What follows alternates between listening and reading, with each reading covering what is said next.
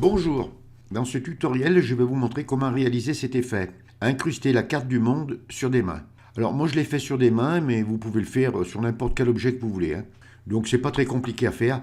La seule chose c'est que je ne pourrai pas vous mettre les mains dans la description. Donc je vais vous ouvrir l'image là et vous faites une capture d'écran parce que c'est un montage que j'ai fait. Donc vous faites une capture écran, vous faites sauter le blanc et ça marche très bien, c'est pas la première fois qu'on le fait. Je vous mettrai la carte du monde dans la description. Et puis, on va commencer le tutoriel. Donc, je ferme mes images et je vous dis à tout de suite. Alors, vous importez les mains là, si vous avez fait une capture d'écran. Sinon, vous ouvrez l'objet de votre choix où vous voulez mettre la carte. Alors, on vient à droite sur la palette des calques et on va mettre un arrière-plan blanc. Vous activez votre calque, vous descendez en bas de la palette des calques sur le rond à moitié rempli et vous cliquez. Et vous venez ici sur couleur unie. Vous faites un clic gauche sur couleur unie. On le changera ça après. Vous choisissez la couleur blanche et vous dites OK. Vous prenez votre calque de remplissage et vous le mettez dessous. Vous restez à droite sur la palette des calques et vous activez le calque 1. Et on va le dupliquer, CTRL plus J. Et on va le désaturer. Donc on active bien le calque d'en haut de la pile. Vous venez sur Image, Réglages, et vous cliquez sur Désaturation. Vous faites un clic gauche sur Désaturation. Ensuite, on revient sur Image, vous cliquez, Réglages, Luminosité contraste. Vous faites un clic gauche sur luminosité contraste. Vous prenez le contraste et vous le mettez tout à droite, à 100. Et la luminosité, vous pouvez, si vous voulez, légèrement la descendre. Moi, je vais la descendre à moins 15.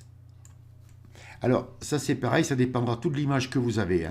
Donc, vous verrez vos réglages là. Et vous dites OK. Vous revenez sur Image et on va mettre un calque de réglage niveau.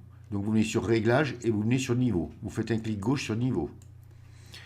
Vous venez ici, là, sur les tons foncés, et vous mettez 60.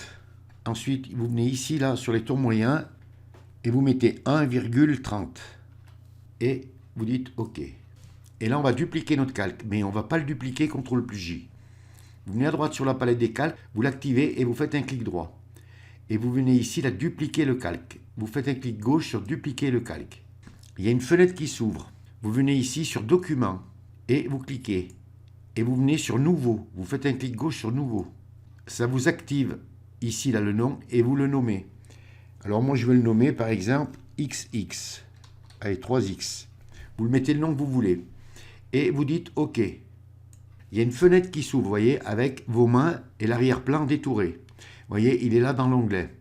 Et on va l'enregistrer. Donc vous l'enregistrez en PSD et vous le mettez dans un dossier parce qu'il faudra aller le récupérer tout à l'heure.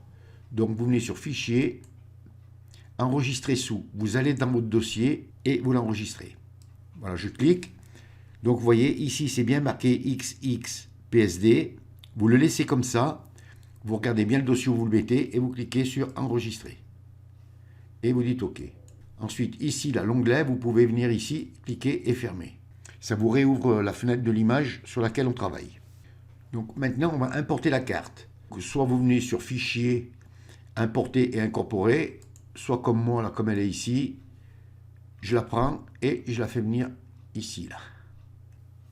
Vous la réduisez, vous enfoncez la touche Maj, vous venez sur une poignée, là, et vous la réduisez.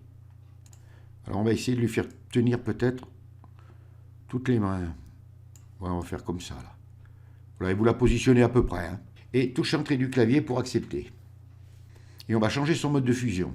Donc vous venez à droite sur la palette des calques, vous cliquez sur le calque d'en haut de la pile de la map, vous venez sur Normal, vous cliquez et vous venez sur Produit. Vous faites un clic gauche sur Produit. Donc on va changer un petit peu sa perspective parce que là elle est trop plate.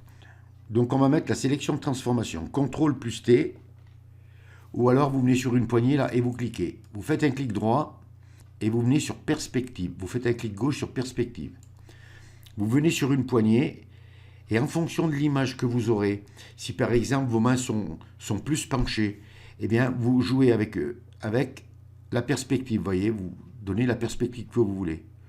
Donc moi je vais les laisser à peu près comme ça, je ne veux pas trop la bouger la perspective là, parce que finalement il n'y a pas grand chose à faire. Voilà, un tout petit peu comme ça. Voilà. Voilà, alors vous la positionnerez correctement, vous. Moi je la positionne rapidement, mais bon, parce que là c'est pas trop compliqué. Mais si vraiment vos mains sont penchées, donnez-y bien de la perspective. Alors maintenant, on va venir récupérer le PSD qu'on a enregistré tout à l'heure. Donc pour ça, vous venez sur Filtre, vous venez sur distorsion et vous venez sur dispersion. Vous faites un clic gauche sur dispersion. Ça vous ouvre une fenêtre. L'échelle horizontale, vous la mettez à 10. L'échelle verticale, vous la mettez à 10. Vous activez la case adaptée et vous activez pixel du contour. Et vous dites OK. Ça vous ouvre le dossier et vous venez comme moi ici, vous voyez XXX. Il suffit de double-cliquer et voilà. Et vous voyez, ça a donné une déformation. Et on va mettre un masque d'écrêtage. Alors pour ça, on vient à droite sur la palette des calques. Vous activez le calque de la map. Vous tenez enfoncé la touche Alt. Vous venez entre les deux calques et vous cliquez. Et voilà. Donc maintenant, on va mettre un arrière-plan. Alors vous venez sur le fond blanc, là, vous double-cliquez sur le carré et puis vous mettez un... Je vais mettre un... Bon, moi je mets cette couleur grise là, un peu au hasard, hein, un peu foncé, voilà. Et vous dites OK. Vous activez votre calque et on va mettre un nouveau calque. Vous descendez en bas de la palette des calques sur le carré avec le plus et vous cliquez. Ça vous met un nouveau calque.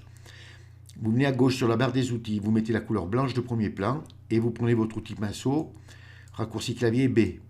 Vous le grandissez assez grand, voilà, comme ça à peu près, et vous faites un clic. Vous voyez, ça fait une lueur derrière.